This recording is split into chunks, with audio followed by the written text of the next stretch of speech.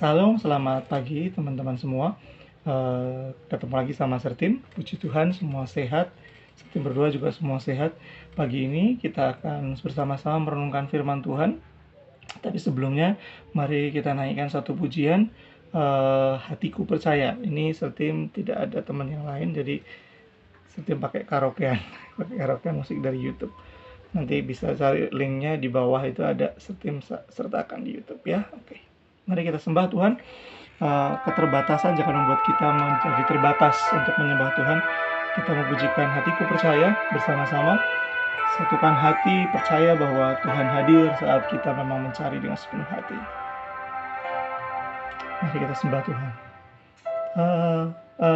Aku tak melihat jalanmu, saat ku tak mengerti rencanamu, namun tetap ku pegang janjimu. Pengharapanku hanya padamu. Hatiku percaya, hatiku percaya,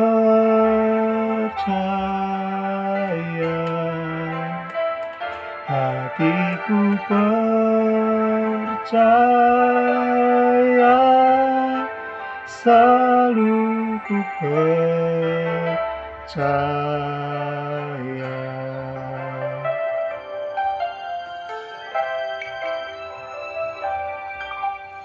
Saat ku tak melihat jalanmu, saat ku tak mengerti rencanamu, namun tetap ku pegang janjimu.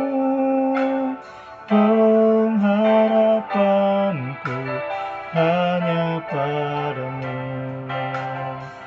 Hatiku percaya,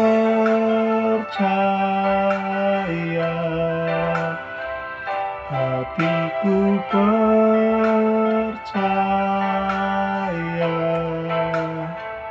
hatiku percaya,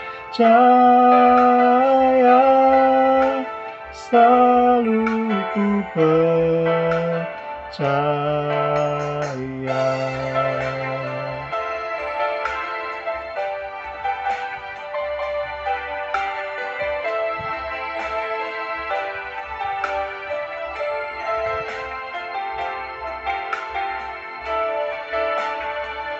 Hatiku percaya,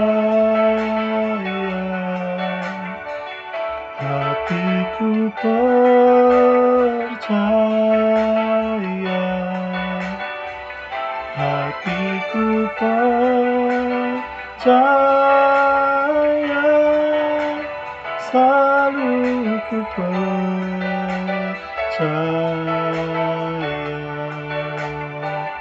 Hatiku percaya, selalu ku percaya.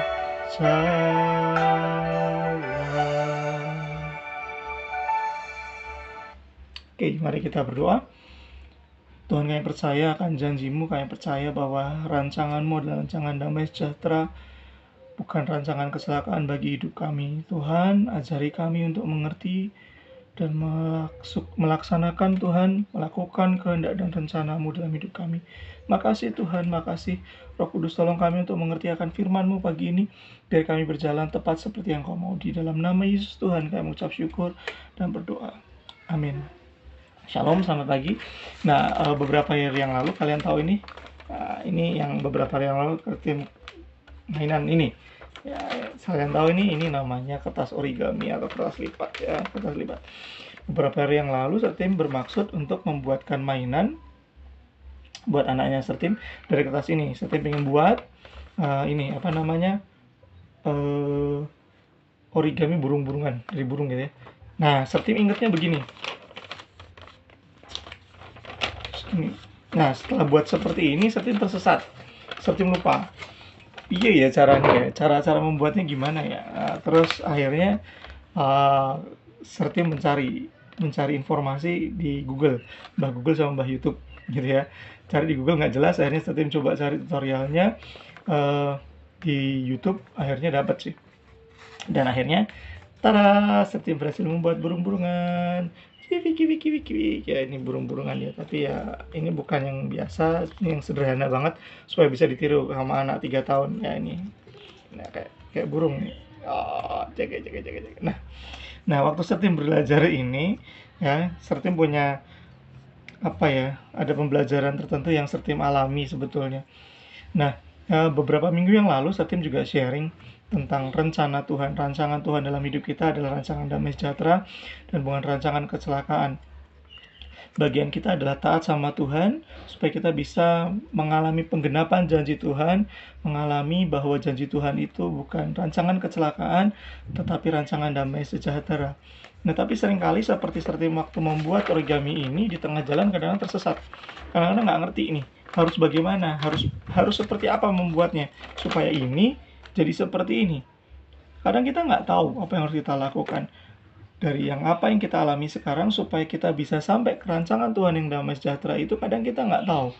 Nah, pagi ini kita akan sama-sama belajar dari dua ayat dari kitab Injil Yohanes pasal 14. Mari kita buka semua Yohanes yang ayat yang keempat. Oke, kita akan sama-sama baca dari Yohanes 14 ayat 25 dan 26. Demikianlah firman Tuhan.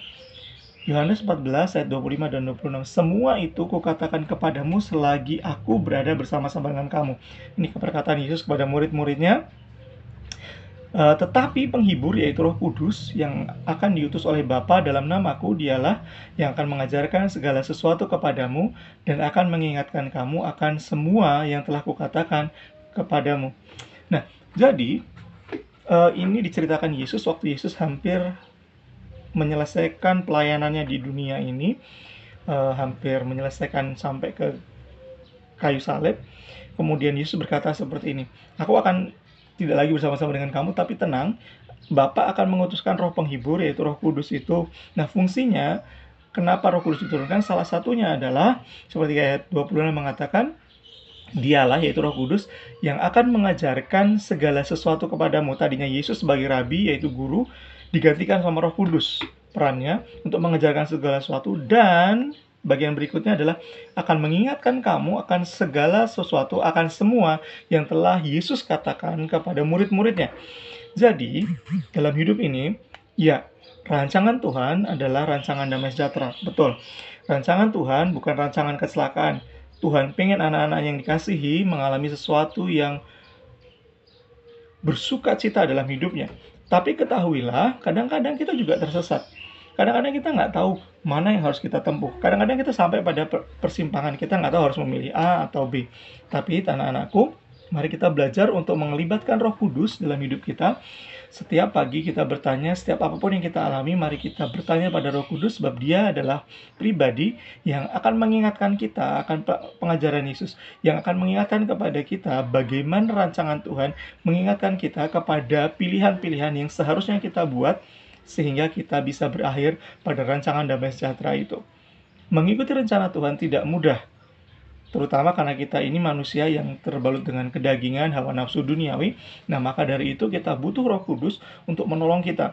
Mari kita sama-sama belajar mulai hari ini untuk bergantung pada Roh Kudus, bergantung pada suara Roh Tuhan dalam hidup kita. Kita berdoa, kita baca firman, supaya suara Tuhan lewat Roh Kudus itu bergema dalam hidup kita, sehingga kita bisa ngerti jalan mana yang harus kita tempuh, pilihan mana yang harus kita buat, sehingga pada akhirnya hidup kita mengalami penggenapan janji Tuhan, bahwa hidup kita dirancangkan untuk rancangan damai sejahtera dan bukan rancangan kecelakaan.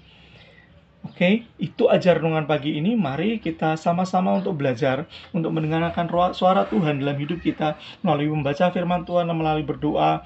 Setiap saat, setiap waktu kita selalu menghubungkan hidup kita dengan Tuhan. Mari kita tutup devotion pagi ini. Kita akan berdoa. Mari kita tundukkan kepala. Kita akan berdoa. Tuhan, kami mengucap syukur buat anugerah-Mu. Terima kasih buat kebaikan-Mu. Tuhan, sebentar kami akan melanjutkan pembelajaran kami hari ini.